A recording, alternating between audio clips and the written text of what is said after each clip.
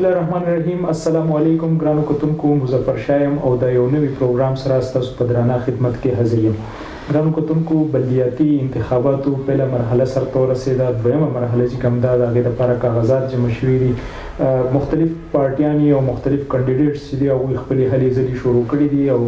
د الیکشن دپاره تیاریانې شروع دي. زمونږ هم په خپل سکرین په ذریعه دغه کانډیډیټس د مختلفو پارټو ستاسو سره میلاوو او د هغوی خیالات او د هغوی نظریه چې ده هغه تاسو ته د خپل سکرین په ذریعه باندې رسو. نن زموږ سره په پروګرام کې یو داسې شخصیت موجود دی چې هغوی بغیر څه عهدې نه د خپلې علاقې، د خپل کلي او د خپل خلکو خدمت کړی دی. ذکر کوم د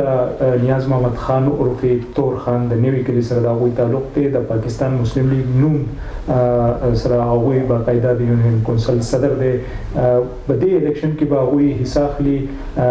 آزاد حیثیت باندې. هغوی سره نن خبرې اترې کوو چې یاره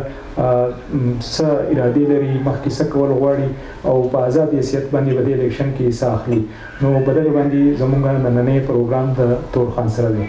تور خان په خپل پروګرام کې تاسو ته هرکلی په خیر علي وایو. تاسو راغلی، تاسو د میډیا ډېره شکریه ادا کوم. تاسو موږ راغلی، تاسو هم له خپل ټایم ځای په هم سره خپل وخت او د دې علاقې د صورتحال او د دې په دغه کې رڼا کې تاسو موږ ته راغلی. تور خان دا راته ووایي چې موږ خو ګورو یاره تاسو د خپلې علاقې، د خپل کلي تاسو خدمت بغیر الیکشن نه، بغیر څه عهدې نه هم کړی دی. اوس چونکې تاسو باقاعده په الیکشن کې حصه اخلئ، نو څه ارادې مو دي، مخکې څه کول غواړئ، به دغه راته لږ رڼا واچوئ. نو بس مونږ خو دا دی چې د عوامو دپاره خدمت دپاره وتو. اصل کې مونږ کوو خدمت، هغه د پارټۍ او که پارټۍ نه یم، خو دا ټکټ چې دی هغه د پارټۍ چې دی هغه مونږ وانغستلو مشترکه طور چې په هغې کې مونږ په ویلج کې 4 کسان وردیدو او د هغې د وجې نه مونږ دا خپله فیصله وکړه چې یاره دا ټکټ به مونږ یو هم وانخلو په وجه د دې چې په دې کې مونږ یو بل نشو خفه کولی. نو مونږ هغې ته ستن کېنښودو او په آزاد حیثیت په انشاءالله زه ورځېږم انشاءالله. او د کلي چې دی د هغې زما سره مکمل اتفاق دی او خپله جذبه ده، خپله منډه ده به کوو انشاءالله. تور خان دا راته ووایي چې ستاسو چونکې تاسو د کلي د علاقې خدمت کوئ، دلته کې څه خلکو له منډې تړې وایي، ستاسو په نظر کې بلدیاتي نظام یا بلدیاتي سیستم چې کوم دی دا د یو علاقې دپاره، د یو کلي دپاره څومره اهمیت لري، څومره ضروري دی؟ نو اهمیت خو ډېر غټ لري. ولې ضروري د ټول نه دا بلدیات دي. بلدیات په دې دي چې ضروري په دې دي چې په دې کې د لار نه، د کوڅې نه، د سړي د جوړ نه، ناجوړي نه،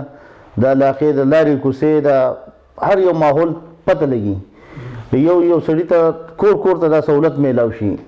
او یو سړي ته خپل حق په خپل ځای میلاو شي په وجه د دې چې غټ منبر ته خو دومره علم نه وي که نه د کلي ولا خو پوره علاقه او د کور کلي دا سیاست چې نو په دې کې خو سړي ته پته لګي چې وروره په دې ځای کې دا شی خراب دی، په دې ځای کې ګیس ضرورت دی، په دې ځای کې د بجلۍ ضرورت دی، په دې ځای کې دا ضرورت دی. دا کې ټول مسایل پته لګي. نو دا یو ډېر ښه دغه دی چې یاره سړی وکړي او یو سړي ته په خپل کور کې دننه سہولت میلاوي. صحیح. تاسو چونکې وایي چې د پارټۍ کې کومه مسلې چې چلېدې د هغې د وجې نه تاسو دا فیصله کړې چې تاسو به په آزاد حیثیت باندې په دې الیکشن کې حصه اخلئ. د مسلم لیگ نون چې کوم دی هغه باقاعده تاسو په هغې کې هلې ځلې کوئ، په دې تحصیلي بریکوټ کې د هغوی یو خپل پوزیشن دی د پارټۍ. نو په آزاد حیثیت باندې به تاسو ته د پارټۍ هغه ووټ میلاو شي که د هغې باندې راته لږه خبره وکړئ؟ نو په هغې کې خو آزاد حیثیت خو داسې یو شی دی چې زمونږ د پارټۍ مونږ دلته یو څه کسان دي، محسوس کسان دي چې هغه د هر یو سړي خپل حیثیت دی، یو خپل هغه دی. خو زمونږ داسې کسان دي چې په هغې کې هم ته د پارټو ووټ نشته دی، هغه د خپل یو آزاد ووټ دی او د هر یو سړي یو خپل مقام دی. او په پارټۍ کې چې مونږ یو 4 کسان ولاړ یو، خو دغه 4 کسان دي که نه، او د هغو خپل ووټ دی. نو هغه د هغه ووټ ماته نه ځي او د هغه ووټ ماته نه راځي. نو په دې کې د پارټۍ ووټ نشته دی او دا به آزاد دی، دا به خپل ووټ وي، د دې به پته هم ولګي، عوام ته هم پته ولګي، موږ ته به هم پته ولګي چې زموږ څومره ووټ دی څومره نه دی. تور خان، تاسو زما د معلوماتو تر مخه تاسو خواهشمن وئ چې د تحصیل میر دپاره تاسو اپلای کړی وی، چونکې ستاسو پارټۍ بیا هغه فیصله ونه کړه. نو چې تاسو دا فیصله کوله چې د آزاد حیثیت باندې جنرال کونسلر ته ودرېږم، نو هغه فیصله مو ولې شاته کړه؟ نو خو خبره دا په کار دا و چې زمونږ دا ټول مشران غوړ شوی یو کس لا ټیکټ ورکړی شوی ولې چې په دې تحصیلي بریکوټ کې د ټول نه مضبوطه پارټي چې دا هغه مسلم لیگ دی خو چونکې مشران دې فیصله وکړله نو په هغې کې موږ څه ځکه نشو کولی چې هغه د مشرانو څه فیصله وي نو موږ په هغې عمل کوو او زمونږ د جف خان چې دی مشر دی تحصیلي بریکوټ نه چې مشران څه فیصله کوي موږ به د هغې حمایت کوو د هغې نه به اټ کر موږ نه ځو نو فیصله به هم دغه ټیک زمونږ د سکرین په ذریعه که تاسو د خپل حلقې خلکو ته څه میسیج ورکول غواړئ څه پیغام رسول غواړئ نو هغه تاسو ویلی شي نو زمونږ خو عوامو ته دا میسیج دی چېرې تاسو وګورئ چې په دې کوټه شرقي کې چې کوم کسان ولاړ دي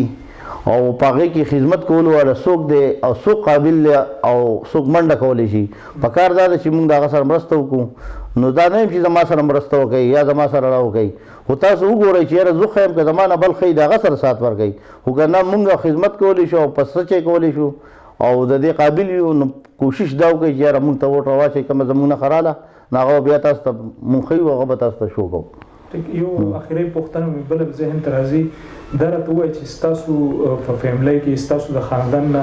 په دې الیکشن کې نور هم څوک حصه اخلي که نه خالي تاسو ولرئ زمونږ یو ورور دغه هغسې دی سم هغسې ده ولاړ دی خو لا پې پوه دی خو نه مونږ به کینو او په هغې به سلام مشرات کوو په هغې باندې به خبرې کوو ډېره مننه توخن د خپل وخت راکولو زمونږ په پروګرام کې د شرکت کولو یو جهان مننه جی ګرانو کتونکو دا تور خان چې تاسو یې خبرې اترې واورېدې د هغوی د وینا تر مخه هغوی مخکې هم د خپلې علاقې د خپل کلي خدمت کړی دی او اوس یې هم دغه اراده ده چې یاره که د پارټۍ د طرفه ټیکټ میلاو نه شو نو په آزاد حیثیت باندې به دوی په دې الیکشن کې حصه اخلي او د خپلې علاقې د خپل کور کلي د دې خلکو خدمت به ښه په نه راباندې کوي تر یو بل پروګرام پورې خپل کوربه مظفر شاه باچا ته اجازت ورکوي د تل پاتې خدای په امان